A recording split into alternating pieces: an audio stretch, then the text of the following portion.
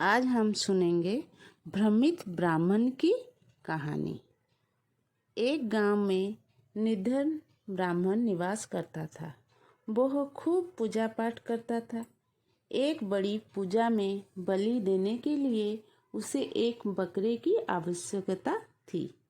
इसीलिए वह बकरी की खोज करने निकला। घूमते घूमते पास के किसी गांव में एक अमीर आदमी ने उसे दान में एक बकरा दे दिया। बलि के लिए जैसा बकरा चाहिए ठीक वैसा ही बकरा पाकर ब्राह्मण बहुत खुश हुआ। फिर उस बकरे को अपने कंधे पर उठाकर वह ब्राह्मण अपने घर चल पड़ा। रास्ते में उसे 3 आदमी मिले। तीनों ही धूर्त और ठग थे। ब्राह्मण उसे नहीं जानता था।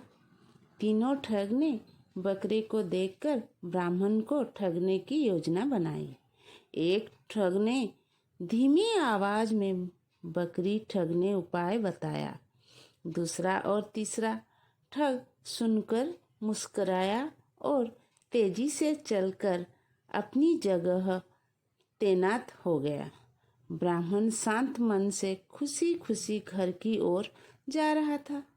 तभी एक ठग सामने आ गया और उसे ब्राह्मण को रोककर पूछा, आपके कंधे पर ये गंदा कुत्ता, छी छी, क्या ये आपको शोभा देता है? ब्राह्मण ये सुनकर नाराज हुआ और बोला, तुम अंधे हो क्या? देखता नहीं मैं एक बकरे को लेकर जा रहा हूँ। ठग ने कहा, पंडित जी, मुझे तो कोई बकरा नहीं देखते। ये तो गंदा कुत्ता है जो आप कंधे पर लाद कर चल रहे हैं। माफ करना, मैं तो चला। ये कहकर ठग रास्ते से हट गया और छिप छिप कर पीछे पीछे चलने लगा। ब्राह्मण कुछ आगे बढ़ा ही था कि दूसरा ठग सामने आ गया। अपनी नाक पर कपड़ा रखकर वह ब्राह्मण से कहने लगा, श्रीमान जी, आपके कंधे पर ये मरा हुआ बछड़ा कैसा? ब्राह्मण को गुस्सा आ गया। वह बोला, तुम्हारा मतलब क्या है? ये कोई मरा हुआ बछड़ा है?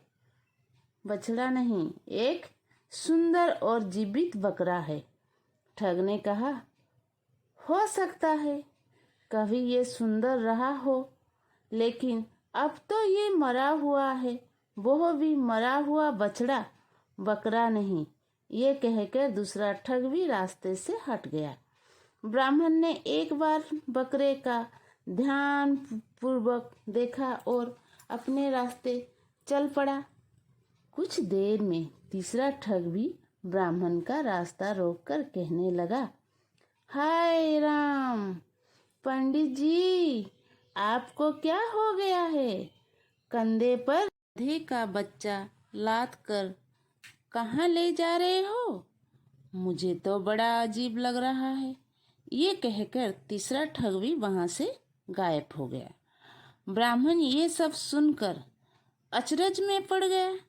डर और घबराहट में वह सोचने लगा, उस अमीर आदमी ने मुझे ये कैसा अजीब जानवर दे दिया है? शायद यह कोई आत्मा या राक्षस है और अलग अलग आदमी को अलग अलग शक्ल में दिखाई पड़ता है। उसने जोर से चीख कर बकरे को कंधे से उतार कर फेंक दिया। अब ब्राह्मण खाली हाथ ही तेज कदमों से अपना घर चला गया। उधर तीनों ठग छिपकर ये सब देख रहा था। ब्राह्मण के जाते ही तीनों ने लपक कर बकरे को पकड़ लिया और खुश होकर अपने रास्ते चल पड़ा।